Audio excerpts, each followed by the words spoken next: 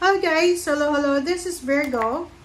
Virgo, this is for Virgo guys. So, Virgo, kung nanonood ka sa ngayon, please like, share, and subscribe kung ikaw ay bago pa lang dito sa Kapalaran 888. And kung ikaw naman ay dati ko ng subscribers, please gamitin natin ang ating intuition sa panonood guys. Kasi possible na mag-resonate sa iyo or hindi mag-resonate sa iba, pero pwedeng sa iyo hindi din mag-resonate pero mag-resonate sa iba. So, kailangan nating ilagay ang ating intuition sa lahat ng barahan na lalabas dito.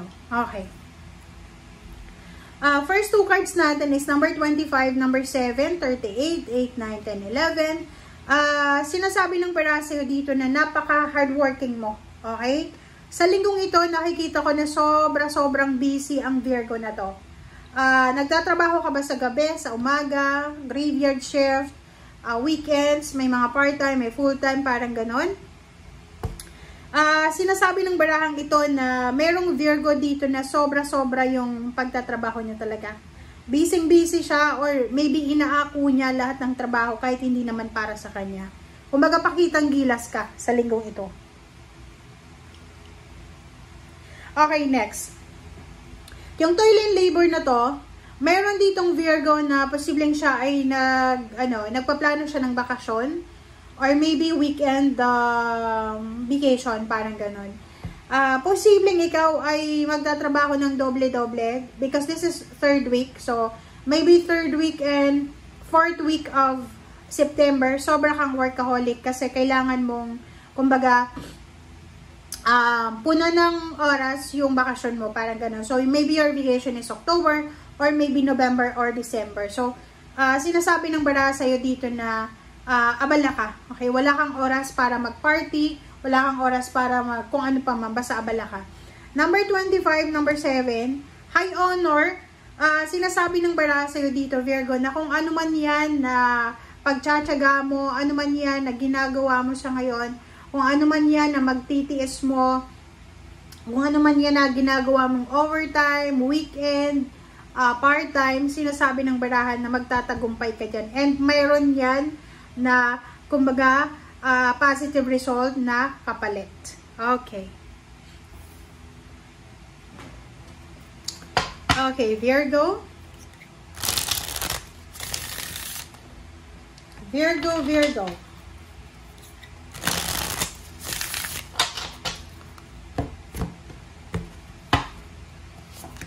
Okay, first card natin is Page of Cups. Second is the Hierophant. Third card is Nine of Pentacles. Wow. The World card and Ace of Swords. Wow. Sa ilalim mo dito, there's Empress and Judgment and Justice. Okay. So, there's incoming Diba? So, Virgo, tingnan mo to.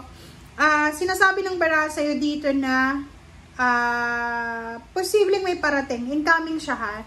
Wala tayong nakikita ditong dates. Wala tayong nakikita na months. But, there's incoming future, etong message na to. So, in the future, sinasabi ng barahan na posibleng makatanggap ka ng balita.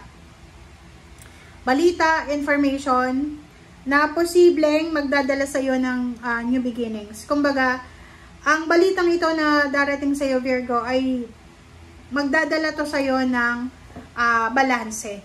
Ibig sabihin, there's parang contract signing coming. May contract signing na posibleng pipirmahan ka. Contract signing talaga. May kontrata kang pipirmahan. May desisyon kang kailangan na desisyonan. Posibleng merong ikakasal. Okay? May Virgong ikakasal. Meron dito mo Virgo na posibleng may kaso ka ba?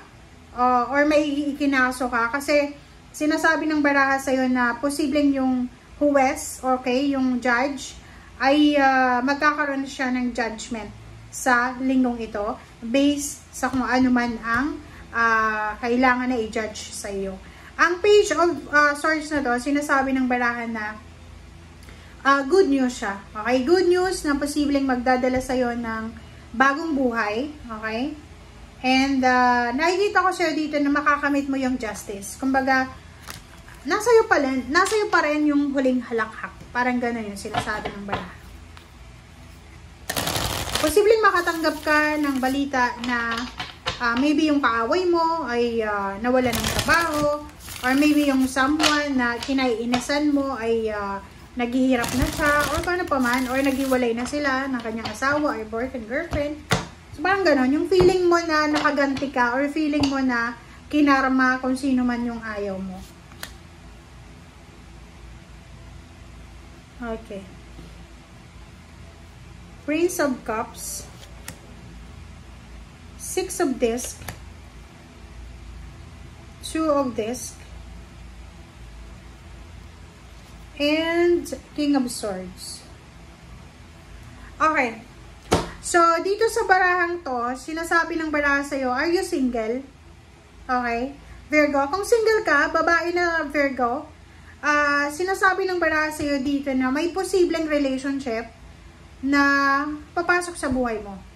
There's someone here parang isang tao na gusto kang samahan sa journey mo. Okay? So, this is love life, or maybe this is job. Okay? So, ang taong ito, Virgo, makinig ka ha, ang taong ito na nag-o-offer sa'yo ng love life, or maybe nag-o-offer siya sa'yo ng trabaho, siya yung tao na posibleng matutulungan ka sa kung ano man ang financial needs na kailangan mo. Ibig sabihin, Virgo, ang taong ito, kung love life yung ino-offer niya sa'yo, parang sinasabi niya sa'yo na, okay, hindi lang love life ang pwede kong ibigay sa'yo.